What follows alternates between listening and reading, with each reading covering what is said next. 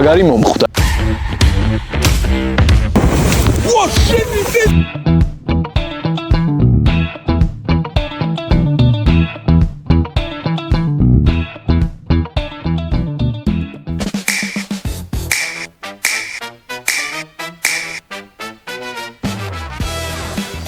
Wow, მოგესალმებით, ჩემო ძვირფასო იღბლიანებო. იღბლიანი ამბების მეორე ნაწილი გვაქვს წინ. ასეთ მშვენიერ გარემოში, აი ხედავთ უკვე როგორ გავშინაურით ამ არხზე. თქვენთვის კეთდება ეს ყველაფერი, ჩემი შეუცვლელი გინესი და გინეს დაემატა მწვადი. ვაგრძელებთ იმ ამბავს, ვისაც არ გინახავთ პირველი ნაწილის ვიდეო. რჩევაა და თხოვნაა რომ ნახოთ, იმიტომ რომ ძალიან მაგარი გამოვიდა და გავიხსენოთ ჯერ სად დავამთავრეთ ის ვიდეო და გადავიდეთ მერე შემდეგ უფრო გიჟურ ამბებზე.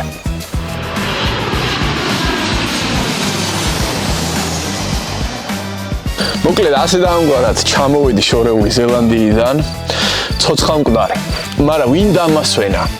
წინ უკვე ჩრდილო ნახევარსფეროს სეზონი იწყებოდა. მე სანამ მწვადს ვაცვავ, თქვენ მანამდე უნდა გაეცნოთ ძალიან მაგარ ამბავს. რაგბი ჩემპიონშიპი ჯერ არ იყო დასრულებული და კვლავ ლონდონში გავეშურე უკვე ბოლო თამაშისთვის. გადავავლეთ ამ თამაშ თვალი და შემდგომ მე მწვადით უკვე 10 მწვადით დაგიბრუნდებით. მანამდე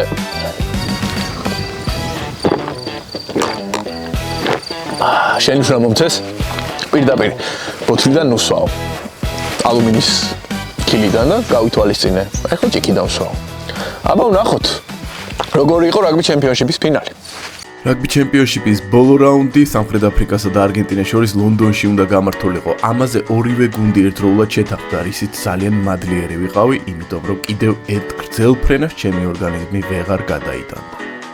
არგენტინამ ძალიან მამაცი და ლამაზი რაგბი ითამაშა და მეტოქე ცოტათი შეაშინა კიდევაც. მათ თამაში ლამაზი ლელოებით დაიწყეს. თუმცა სამხრეთაფრიკულმა მანქანამ მაინც იძალდა საბოლოოდ სპრინგბოქსი დამსახურებულად რაგბი ჩემპიონშიპის გამარჯვებული გახდა. რადგან ლონდონში უფრო ხშირად ვიმყოფები ვიდრე ვაკეში ჩემს მეორე სახლში, ტურიზმით თავი დიდად არ შემიწუხებია, თუმცა ამ უჩვეულო სანახაობას მაინც გადავაწყდი. სამშობლოში დაბრუნებული ძალიან მალევე ყოველად არასარაგბო მიზეზით უცაბედად აღმოჩნდი მიუნხენში ოქტომბერფესტზე, სადაც ჩემი გარემო ნამდვილად ვიპოვე. ფესტივალზე ძალიან მაგარი ხალხი გავიცანი, ვისაც წარმოდგენა არ ჰქონდა თუ რას საქმიანობდი რაგბის სამყაროში, თუმცა თავი არ შემირცხვენია და კარგი დამლევის შთაბეჭდილებას დავტოვე გერმანული სტანდარტებითაც.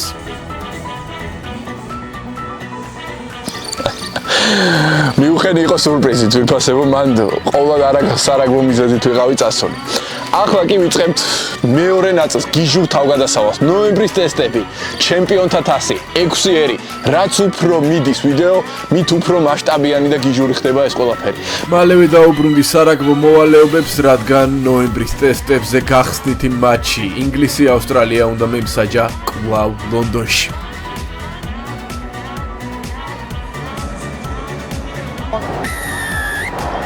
ამ მატჩის მიმართ მოლოდინების საკმაოდ მაღალი იყო. ნოემბრის ტესტების გახსნა, ლომების ტურნეს ერთგვარი გაგრძელება და სხვა მახასიათებლები, თუმცა ინგლისი ზედმეტად ძლიერი აღმოჩნდა და კომფორტულად გაიმარჯვა კიდევაც.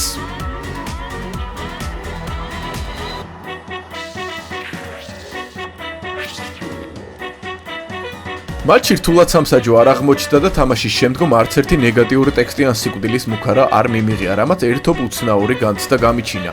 ვინმემ შემაგინეთ მაინც. წყევლა და გინება ვაი რომ წინ მელოდა.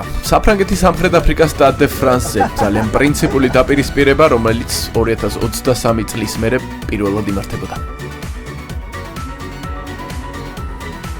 მატჩი კატასტროფულად დაძაბული და რთული გამოვიდა. პირველი ტაიმის ბოლოს კი მძიმე გადაწყვეტილების მიღება მოგვიწია, სადაც ჩემი დახმარება და ჩართულობა მთავარი მსაჯის მიმართ გადამწყვეტი აღმოჩნდა.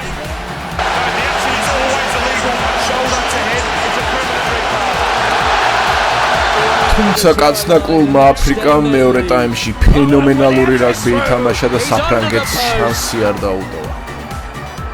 Lebok. Look at this, Feinberg and Gomezulu! მომდევნო რაუნდში კვლავ გვერდით იმსაჯის მოვალეობებს ვასრულებდი. ბორდოში საფრანგეთმა დაამარცხა ფიჯი, ლონდონში კი ტვიკენჰემზე ინგლისმა მოუგო არგენტინას. ამით დამთავრდა ნოემბრის ტესტები და უკან თბილისში გამოვემართე. ასეთი იყო მოკლედ ნოემბრის ძალიან დატვირთული ტესტები. როგორც გითხარით, წყევლა და გინება ბევრი იყო იმ მიხმარების გამო, რომ სამხრეთ აფრიკას წითელი ბარათი მივეცი და ჩემი ჩართულობა ძალიან ნათელი იყო. ამის გამო სამხრეთ αφრიკული მედია ძალიან დიდი ხანი მაბულინგებდა. ეგ მაგათ გონიათ ეგრე რომ მაბულინგებდნენ. აქ ვიწყებთ ამასობაში ძალიან დამავიწყდა. აქ ვიწყებთ ამასობაში ძალიან მაგარ ამბავს. ჩვენ კი გადავინაცვლოთ ნელ-ნელა უკვე ჩემპიონთა თასის ისტორიაზე. ძალიან მაგარი ამბავი იყო ჩემპიონთა თასზე, იმიტომ რომ პირველად სრულიად ქართული გუნდი გავემართეთ სამსაჯოდ. ბევრი ხუმრობები, გადაობები, თავგადასავლები. მე მანამდე წვას უკვე დავიწყებ წვადით, თქვენ კიდე გადაავლეთ ჩემპიონთა თასის ქართულ იღბლიან ამბებს. პირველ რაუნდში ბაიონასკენ გავეშურეთ, თუმცა ბინა ბიარეთში დავიდეთ. ატლანტის ოკეანის პირას გაშენებული ეს ულამაზესი ქალაქი მართლაც რომ ფრანგული კულტურის სული და გულია. შტორმის გამო აღელვებული ოკეანის ნახვა ძალიან ლამაზი და საინტერესო აღმოჩნდა. თუმცა ერთ მომენტში კინაღამ ტალღამ წაგვიღო. აუ, მაგრა დავსვევ.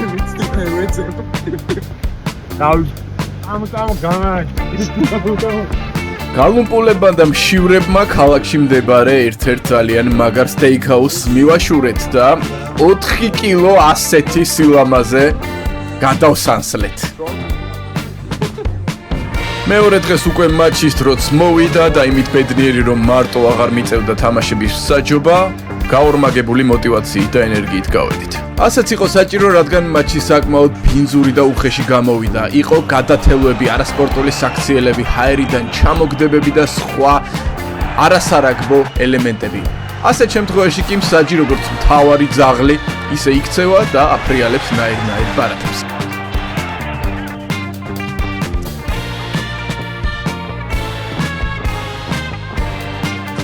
შემდეგი გაჩერება იქვე, ტულონში მოგვიწია, სადაც ტულონისა და ბასის შეხვედრა გველოდა.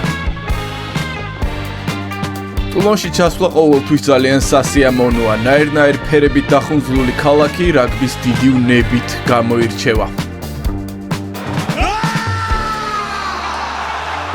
არ გაგიკვირდეთ, პილუპილო ტულონის რიტუალია თამაშამდე, თუმცა არო დაიძახა, ერთი ასოციაცია გამიჩნდა, რასაც აქ არ ვიტყვი. თუ წინა მატჩი საკლუბო რაგბი იყო, ეს ნამდვილი ტესტ მატჩი გამოდგა და ტულონმა დამსახურებულადაც გაიმარჯვა. იმ ღამეს მაგარისმა ავტეხეთ და როცა უკვე ნაირ-ნაირი ფერის ალკოჰოლზე გადავედით, მივხვდით რომ მეორე დღე საკმაოდ მძიმე იქნებოდა. თავგადასავალი კი გაგრძელდა, მესამე რაუნდი კი უკან ლონდონში გველოდა, სადაც სალეკვინსმა გაანადგურა სტორმერსი. აქ ბევრი არაფერი მომხდარა და გადავინაცვლეთ უკვე ბრისტოლში, სადაც სხვანაირი თამაში დაგვხვდა. ბრისტოლში პირველად მომიწია ჩასვლა და საკმაოდ საინტერესო და ლამაზი ქალაქი აღმოჩნდა. რა თქმა უნდა, რაგბის დიდი კულტურით. სმას არც აქ მოვაკელით და უკვე თამაშისთვის მოემზადეთ.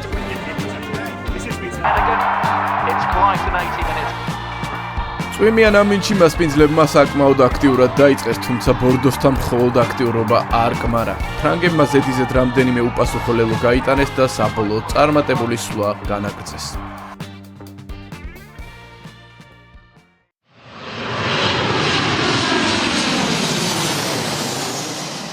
წვადი ამასობაში მზად არის, აი ესეთი. ოჰოჰო. მოგეწონათ ჩემპიონთა თასი, ძვირფასნო. ძალიან მაგარი თავგადასავალი იყო და გამისწორდა რომ ბიჭებთან ერთად ვიყავი. მაგრამ ყველაფერი მხოლოდ ეხლა იწყებოდა. და ეს იყო უდიდესი 6-ერი ჩემს ცხოვრებაშიც და ტურნირშიც. მე კიდე არის მაგისმერი ამბები, იმიტომ რომ თავში ისეთი მაგარი მომხვდა ერთ თამაშზე, რომ გარეტიანებულიც ვიყავ. ეს ყველაფერი წინ არის, 6-ერის მზადება და კაი ამბებს გადაავლეთ თვალი. მე კიდე ამასობაში გავდივარ ბოლოში. იმიტომ რომ აი ესეთ წვადებს მარტო საჯობა კი არ ვიცი. აი ესეთი ამბებიც ვიცი. სად არის ჩემი გინესი? გაგიმარჯვეთ.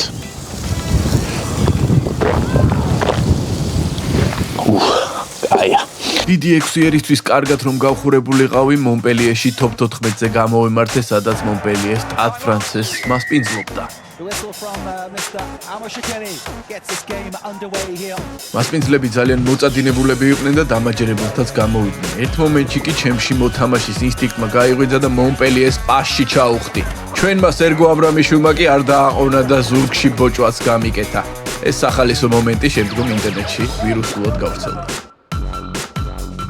6-ერი უკვე მოახლოვებულიყო, თუმცა მანამდე მსოფლიო რაგბის ტრადიციულ სამდღიან შეკრებაზე გავემგზავრე ლონდონში, სადაც რთულ ტექნიკურ საკითხებთან ერთად ასევე ძალიან ფიზიკურ ნორმატივებს ვაბარებთ.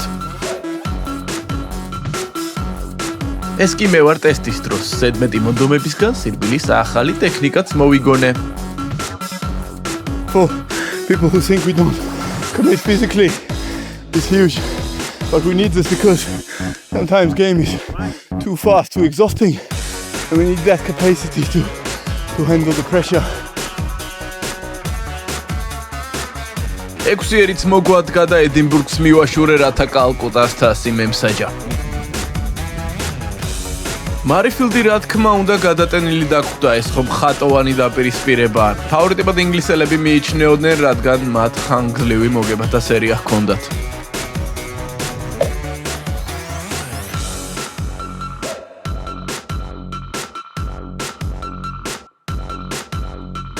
მატჩის დაწყებამდე პრინცესა ანას გავესაუბრე და ვთხოვე ჩემი YouTube არხი გამოიწერა, რაზეც დამპირდა რომ აუცილებლად იზავდა. თქვენც იგივე უნდა გააკეთოთ.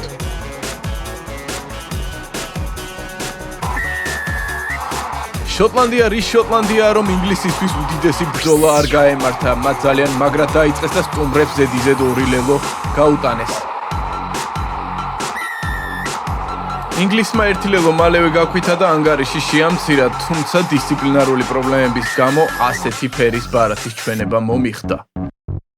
სტუმრებს მაინც ჰქონდათ შანსი თამაში დაბრუნების, თუმცა ამ შეცდომამ მათ საქმე ძალიან გაურთულა და საბოლოოდ შოტლანდია კალკუტის თასს დაეუფლა. ინგლისს კი წარმატებული სვლა გაუჩერდა.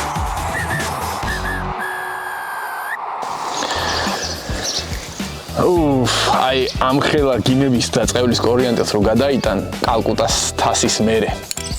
და აი აქ რო წამოჯდები და აი ესეთ წვათ შეექცევი. მერე გახსენდება ყველაფერი ძალიან კარგად. მაშინ კი ნერვიულობდი რა თქმა უნდა, იმიტომ რომ თვად ახლა როგორც მიხვდით ინგლისელებს არ მოეწონათ დიდად ჩემი საჯობა. ნუ ეგ ბუნებრივია დღევანდელ რაგბიში, მაგრამ თავგადასავალი რა თქმა უნდა გაგრძელდა. იმიტომ რომ ისე შეიცვალა რაღაცა ამბები, ომი დაიწყო, თავარი მსაჯი ავსტრალიიდან ვერ ჩამოვიდა საფრანგეთი ინგლისზე და ვინ დაინიშნა? თქვენი მონამორჩიკე. გამოიწერეთ ჩვენი არხი, წინ კიდევ უფრო გიჟური ამბებია ყველაფერთან ერთად, ბოლომდე გავდივართ და თქვენამდე მოვდივართ თუ სად აღვადგინე მერე YouTube-ი. სანამ პარიზში გავემგზავრებოდი, იქვე დუბლინში შევიარე, რათა გვერდითი მსაჯის მოვალეობები შემესრულებინა ირლანდია უელსზე. დუბლინში უჩვეულო მზიანი დღე იყო, აქ კი ჩემი ოცნების მანქანაც ვიპოვე. შესანიშნავი ევივა სტადიუმი ტრადიციულად ფეთქავდა 6 ერის წინ. ირლანდია დიდ ფავორიტად ითვლებოდა, თუმცა უელსი მარტივად დანებებას არ აპირებდა. სტუმრებმა მაგრად დაიწყეს და მეტოქეს 2 სწრაფი ლელო გაუტანეს. აქ ყველა მიფიქრა, რომ უელსი დიდი ანგარიში წააგებდა. აღსანიშნია რის ქეას ეს ულამაზესი ქმედება. მოთამაში ამ საჯიან ყველას ჩაგვიქროლა და ძალიან მაგარი ლელო გაიტანა. ხშირად ვერ ნახავთ პირველი ნომერი ასეთ ლელოს დებდეს. სამყურებმა ბრძოლაში მოიგეს, ჩვენ კი მთელი ღამე გინეში დავიხრჩვით. ჯერი კი მიდგა ყველაზე მასშტაბურ, ყველაზე რთულ და ყველაზე ეპიკურ დაპირისპირებამდე. საფრანგეთ ჩემპიონობისთვის მოგება სჭირდებოდა, ინგლისის გამარჯვება კი ირლანდიას ხდიდა ჩემპიონს. სცენარი სრული სიგიჟე იყო, მათ მოედანზე მოხდა კი უფრო დიდი სასწაული. მატჩი არანორმალური ტემპით დაიწყო და გუნდებმა რამდენიმე ულამაზესი ლელო გაცვალეს.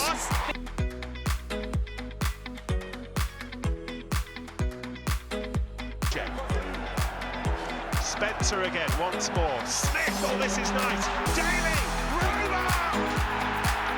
ტემპთან ერთად მატჩს ჰქონდა ბრუტალური ფიზიკურობა, რთულ სრული გადაწყვეტილების მთელი კასკადი და არანორმალური ემოციები. ინგლისი არათუ პასუხობდა მეტოქის ლელოებს, არამედ ისეთი რაგბი ითამაშა, რომ გაასწრო კიდევაც ანგარიში და ხელთ იგდო ინიციატივა. პირველი ტაიმის ბოლოს დისციპლინარულმა პრობლემებმა იჩინა თავი. მოლის ზედ ხასთან ჩაქცევის გამო ინგლისი საჯარიმო ლელოთი და ყვითელი ბარათით დაისაჯა. ასეთი მკაცრია წესები. England's discipline in this championship has been dreadful.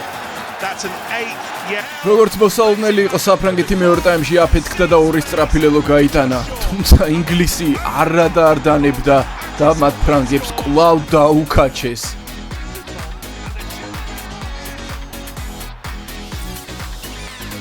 England's ball beyond Chesson to Smith.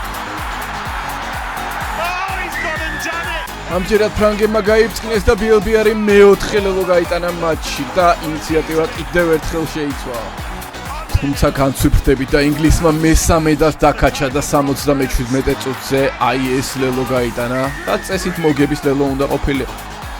მოგებას წინ აღარაფერი ედგა, თუმცა ინგლისელებმა კრიტიკულ მომენტში რამდენიმე შეცდომა დაუშვეს. აი აქ სიმწრით მოპოვებული ბურთი ფრანგებს ჩააბარეს, როდესაც 50 წამი იყო დარჩენილი. შემდგომ კი ერთ მონაკვეთში რამდენიმეჯერ დაჯარდნენ მაღალ ბოჭვაზე და პასზე განზრახ ხელის ჩაწვეს გამო.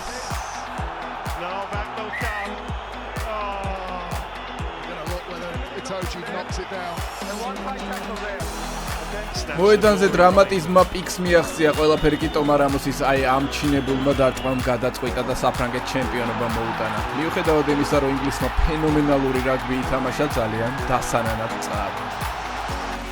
France, Guinness Six Nations champions, 2026. In the most dramatic of circumstances, rugby's greatest championship, delivering.